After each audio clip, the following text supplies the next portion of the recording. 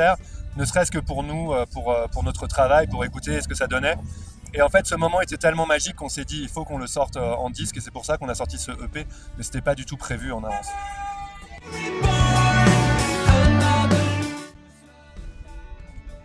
De 16 Dreams, bah ouais.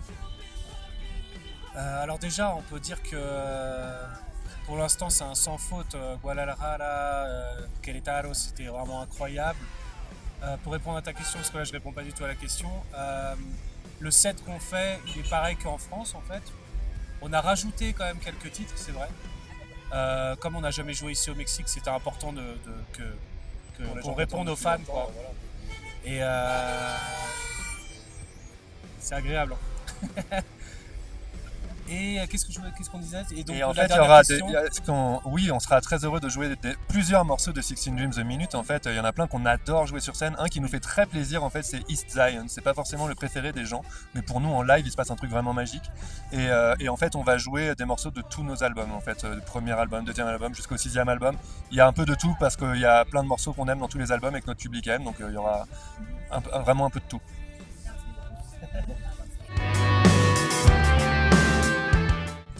waouh, il y en a plusieurs.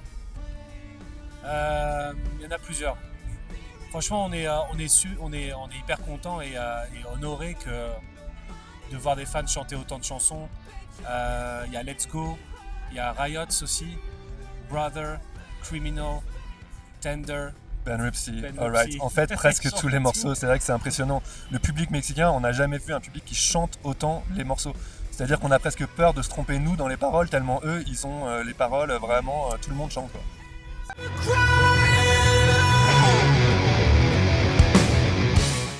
Vas-y, c'est pour toi.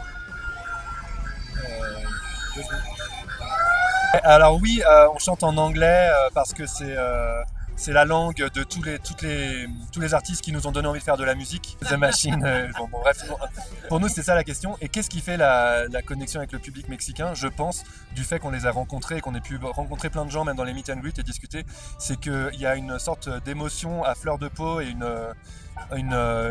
vraie honnêteté dans les émotions, et le fait de partager à la fois des émotions tristes et joyeuses à fond, que je pense qui fait qu'il y a une vraie connexion qui s'est captée entre le groupe et le public Et mexicain. le vrai obstacle qu'on a eu avec la langue anglaise en étant français, c'est en France qu'on a eu C'est des vrai. soucis, pas avec le Mexique. C'est les Français en plus qui ont du mal avec le chant en anglais, plus qu'autre chose. La connexion s'est faite par magie, par le internet, voilà. On n'a rien cherché.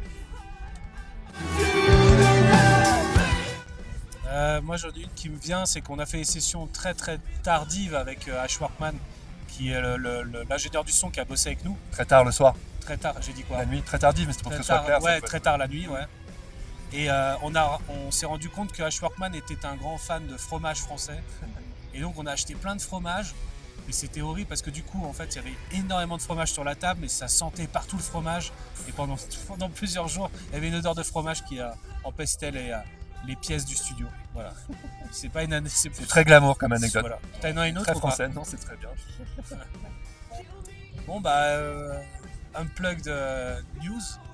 On t'invite à venir nous voir demain au Lunario. Ça va être super. Franchement, on a trop hâte de jouer. On va faire un super concert et l'ambiance ça va être terrible.